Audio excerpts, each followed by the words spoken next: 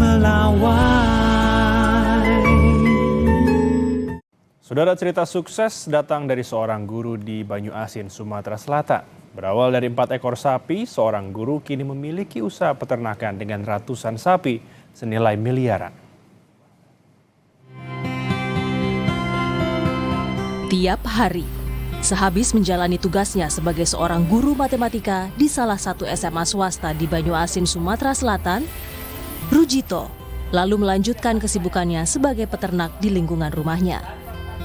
Berbekal pengalaman merawat sapi milik sang ayah sejak kelas 5 SD, ia memberanikan diri memulai usahanya sendiri dengan 4 ekor sapi pada tahun 1993. Hingga akhirnya sekarang berjumlah ratusan ekor sapi.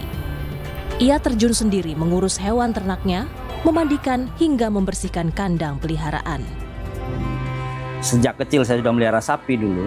Saya lihat di sini banyak rumput yang nganggur, akhirnya terinspirasilah saya ternak sapi. Pas saya buat rumah ini, tukang itu kan suka beca.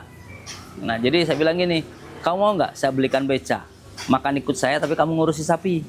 Bantu saya ngurus sapi. Mau katanya. Nah, dari situ awalnya. Momen Idul Adha menjadi masa panen Rujito. Pesanan sapi, domba, hingga kambing untuk kurban terus berdatangan. Saat ini sapi Rujito sudah terjual sebanyak 168 ekor dan sempat menjual 300 ekor sapi di tahun 2022. Mau beli sapi, Mas, untuk korban, untuk arisan iuran jamaah ya dari masjid ya. Pak, kita tahu dari mana ini? Kita memang tahu udah lama, Pak. Udah setiap tahun langganan. Untuk harganya udah oke, bagus. Ya kita terjangkau lah harganya. Walaupun sudah sukses dengan bisnis hewan ternaknya, jiwa pendidik Rujito tetap membara.